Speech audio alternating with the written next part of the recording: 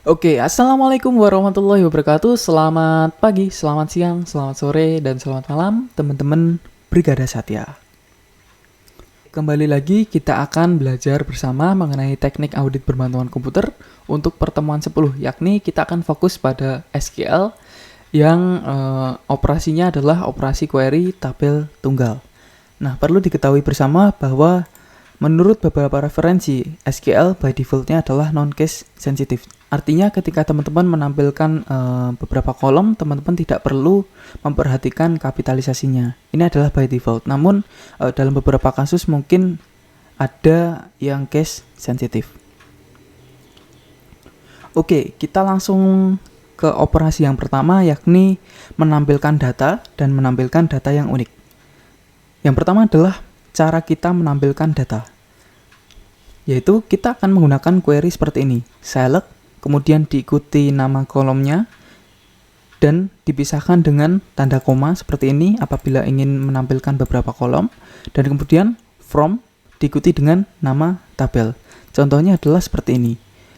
Artinya adalah tampilkan semua kolom dari tabel produk master.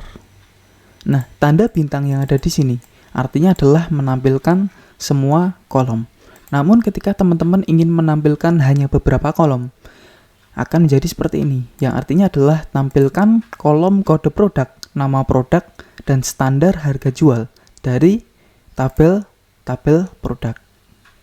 Oke, mungkin untuk praktiknya adalah seperti ini. Misalnya kita ingin menampilkan semua kolom, maka perintah query-nya adalah seperti ini. Select, kemudian bintang, from, diikuti nama tabelnya adalah jurnal 2019. Lalu kita execute.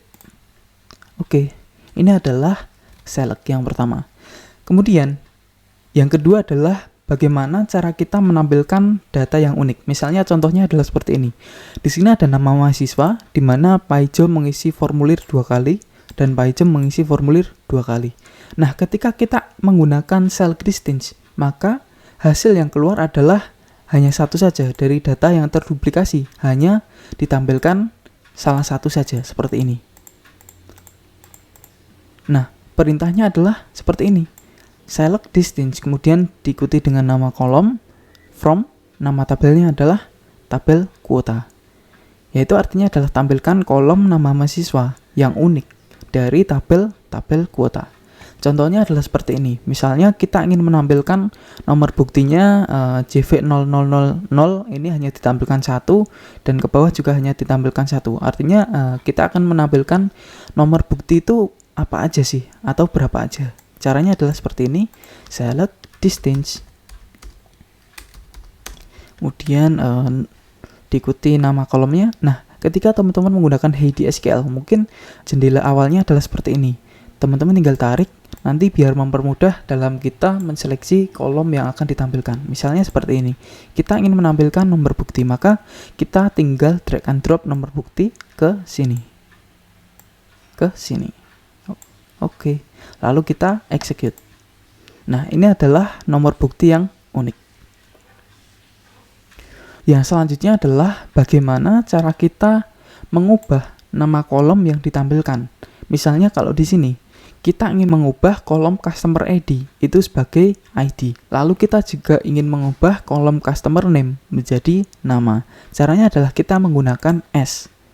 Yaitu kalau dalam query ini berarti tampilkan kolom customer ID sebagai ID dan customer name sebagai nama dari tabel customers. Nah, mungkin praktiknya adalah seperti ini. Misalnya kita ingin menampilkan debit ini sebagai debit. Caranya adalah select debit as debit from jurnal 2019. Lalu kita execute. Oke, di sini kolomnya sudah berganti menjadi debit. Ini adalah bagaimana cara kita mengubah nama kolom. Yang selanjutnya adalah bagaimana cara kita untuk menampilkan data dengan operasi aritmetika. Nah, di sini operatornya sama seperti ketika menggunakan Excel, di mana dalam Excel misalnya kolom I dikalikan kolom J, maka menggunakan bintang. Nah, operatornya adalah sama seperti ini. Sebagai contoh, misalnya ini. Ini adalah contoh operasi query-nya yang berarti tampilkan kolom nomor invoice dan perhitungan dari kolom jumlah dikalikan dengan 1 ditambah 10 dibagi 100 dan namanya diubah menjadi kolom harga PPN dari tabel master invoice. Nah, mungkin prakteknya adalah seperti ini. Nah, ini misalnya kita ingin menambahkan nilai sales dengan PPN, maka query yang akan kita jalankan adalah seperti ini. Select, kemudian nilai sales ditambah dengan PPN. Kemudian kita rename ini menjadi harga PPN from tabel delivery order master. Lalu kita execute. Nah, seperti ini. Ini adalah operasi aritmetika. Begitupun ketika teman-teman ingin mengalihkan ataupun membagi. Teman-teman tinggal seperti ini aja.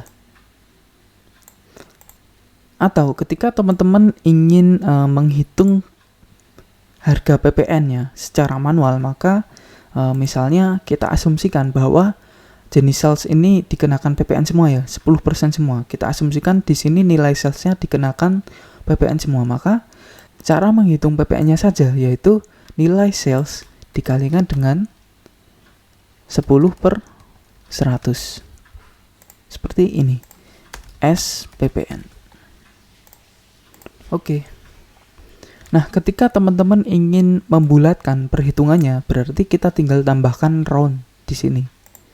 Round, kemudian koma, diikuti dengan berapa angka di belakang koma yang akan kita ikutkan. Misalnya kita bulatkan menjadi tidak ada angka di belakang koma, berarti 0, lalu kemudian kita execute. Nah, seperti ini.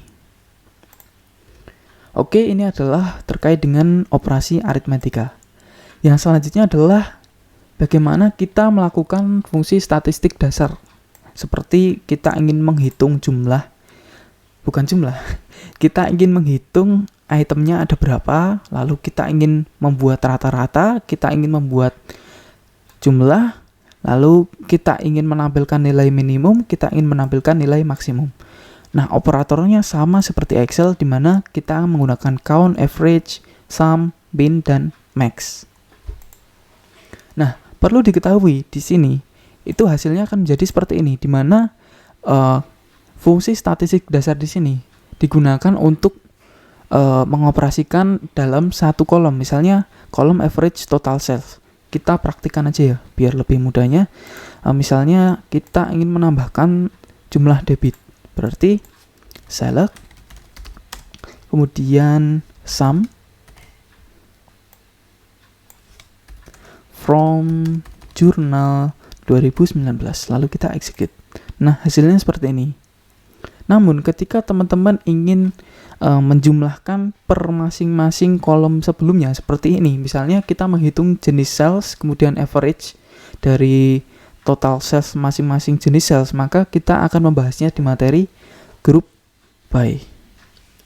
Akan ada di bawah nanti. Oke.